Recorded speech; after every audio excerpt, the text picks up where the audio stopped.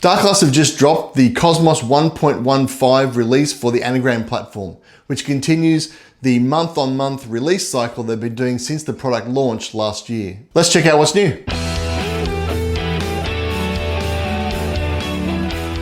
Hey, I'm Twisty, and the KosmOS or the KosmOS 1.15 release of the Anagram has 4 things worth talking about in it. There's a rebuild of the gentle preamp, a new Spring Reverb block, a new audio noise gate from Nembrini, and some updates to the looper, which I think makes it a lot easier to use and more functional. Plus there's some workflow updates which will help you to simplify your library on the Anagram. Let's have a look at the updates to the gentle preamp. The gentle preamp has been on the Anagram system since its launch and is modeled on the Noble Preamp DI. This is the type of block that I usually reach for if I want a nice, clean, warm signal for recording, or a nice gentle, as in the name, bass tone.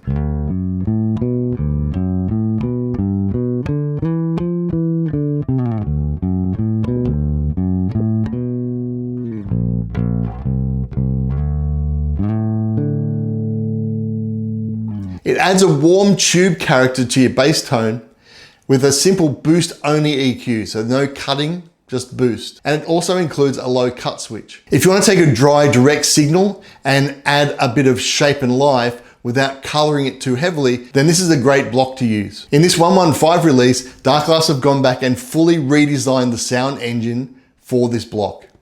They've improved the dynamic response, giving it a deeper low-end extension, smoother top end, and more volume control range. Has the same controls, level, bass, treble, low cut, but the underlying engine is completely different.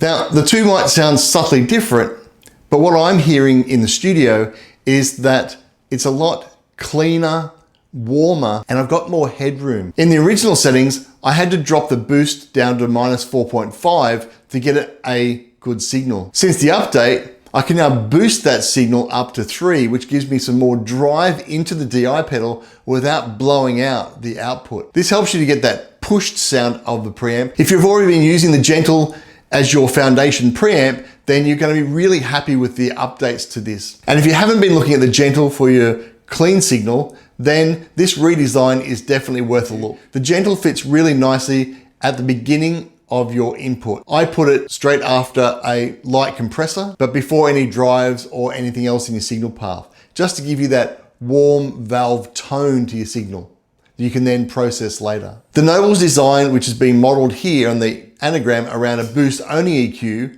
allows you to add warmth, keep your bass and treble subtle, and let your amp or the NAM block and your cabs do the heavy shaping downstreaming your signal path. Because it's modeling a valve preamp, it's also great to place at the end of your signal path to do some final tone shaping right before you exit the Anagram and go to your recording desk or to your front of house. Gives that overall tube warmth to your sound. Have a go at using the gentle and a tape delay at the end of your signal path, or as the only blocks on your path. And let me know in the comments below what you find.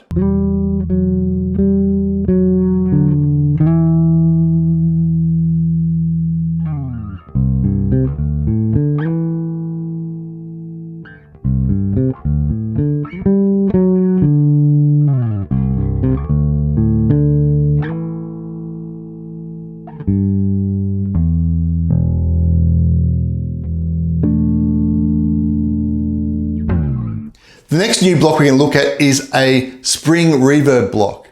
This is a vintage drip reverb that you'd hear like on an old Fender amplifier and on surf records. If you're old enough to understand surf records, I'm not, I'm young, but some of you might remember them when they were new. It's percussive, it's metallic, and it's characterful in a way that you can't get out of a hall reverb. As I hit the strings, you'll hear the reverb effect.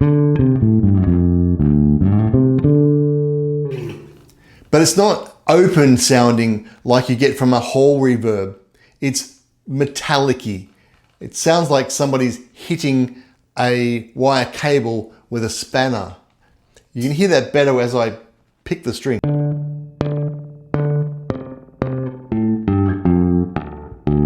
The controls are as you'd normally expect. There's a stereo mono, there's a dry and wet volume blending. There are 3 controls on here that I found were interesting. The first one I'm going to talk about is the tension. The tension is think about how tight the cable is that's being whacked with the spanner. So counterclockwise, it's very loose.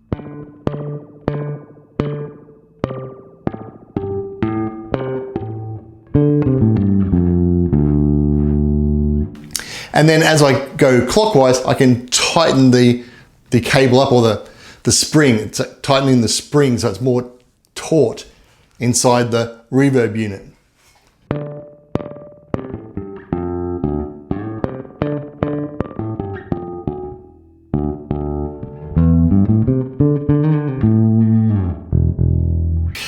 So that's, if you think about the spring inside a cabinet, it's being pulled taut to give you that tighter reverb sound, or it's being slackened off to give you a lot more wet or looser reverb sound. Length is think of that as the tone control over it. It's the length of the spring that you're going to be using. So a nice short spring, or a nice long spring. And if I use that with the very loose tension,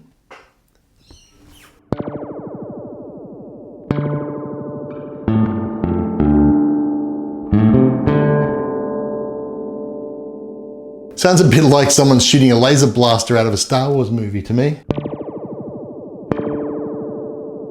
The third control, which I found was really interesting, is the modulation. Now, as I add the modulation, what it's going to do is it's going to take the signal and it's going to modulate it through sound wave.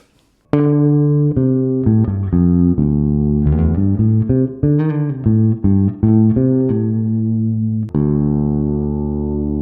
can hear it wobbling there.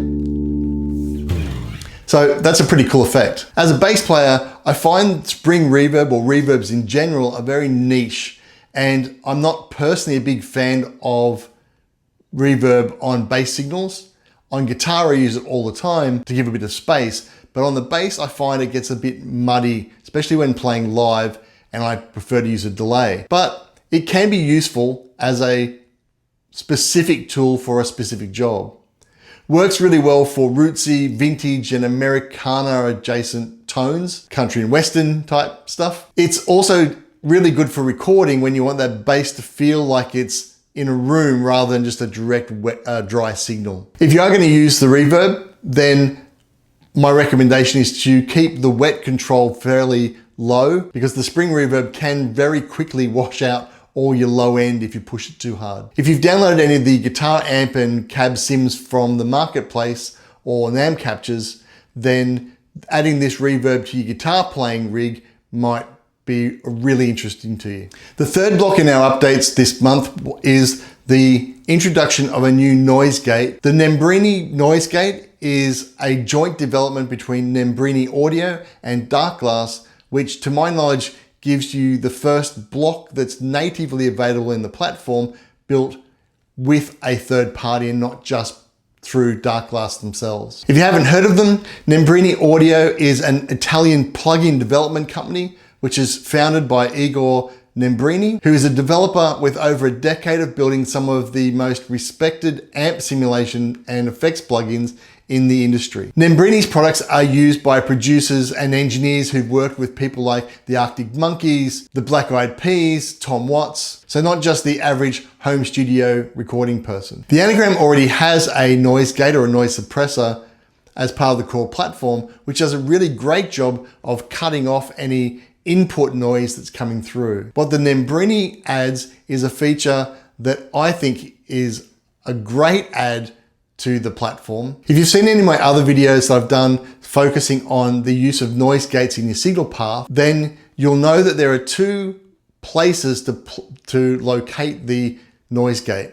Either at the beginning of your signal path to cancel any of the hum and noise coming in the input to the Anagram or your device, and then directly after high driven amps or distortion effects. So if you're trying to gate the sound that's coming from your bass, then placing it at the beginning of the signal chain will help you with removing of hum from single coil noise or cable interference. If you're looking to gate the tail end of a driven or affected signal, maybe cut it off and make it a bit tighter in your modern metal type playing, then placing the gate after that effect will help you to cut off any trailing overdriven hiss or fuzz. Makes it a lot tighter. If you're looking at those hard stops when you're in metal player, then the gate's going to be what's going to help you do that. And that's the use case that I think this noise gate specifically solves that the original one wasn't able to achieve. The original noise gate is basically a hard cut. You set the threshold, and once your signal gets to that threshold, it will then just cut off. Great if you're trying to clamp down on some noise, but if you're trying to cut down on the noise that comes between your stops, but you don't want it to be a harsh stop, then the current noise gate won't do that. The introduction of the range and the gate will help you to do that. Now with the gate and the range turned off, as I change the threshold, it's actually not going to do anything, because there's no setting to say what happens when you get to that threshold. Now if I put the range up and start playing with the threshold, you'll hear it start to kick in.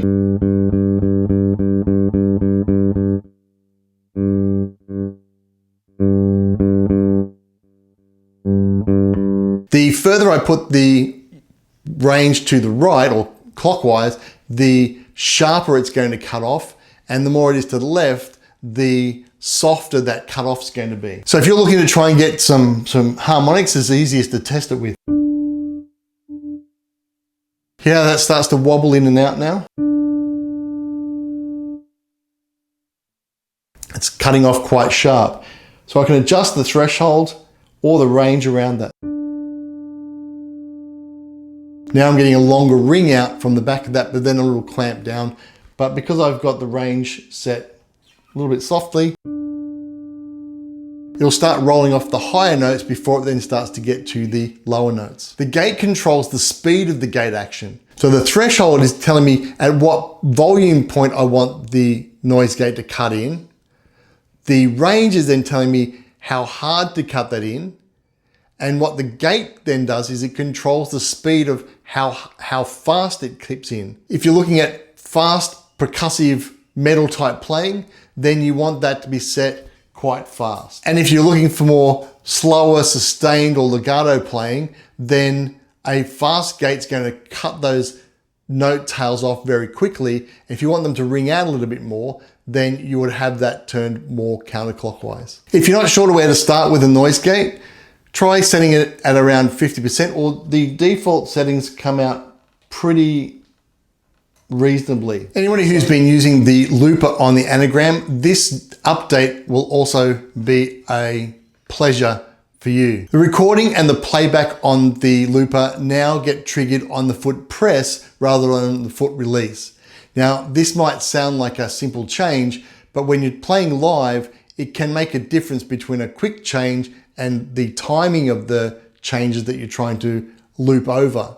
Now, I'm no Doug Wimbish or Victor Wooten, so my looper pedal usage is pretty light, but I did notice playing through this that it did make a difference. There were complaints with the original looper where there was glitching on clicks, and that's now been addressed. The looper also now keeps its recording when you move the block pre-chain and post-chain. So if you do an initial loop direct from your bass, and then you want to use that with an affected signal, moving the block in the signal path allows you to do that and keep the original recording intact. Two other things I thought worth noting on the looper updates was now you have 126 persistent loop slots to record into, and these get saved. So even if you turn the unit off, when you turn the unit back on, you can go back and find those pre-recorded loops, if you like. So if your show requires you to have a backing track of sorts, then every night you'll be able to come back to the same initial loop and play over that. So that's pretty cool.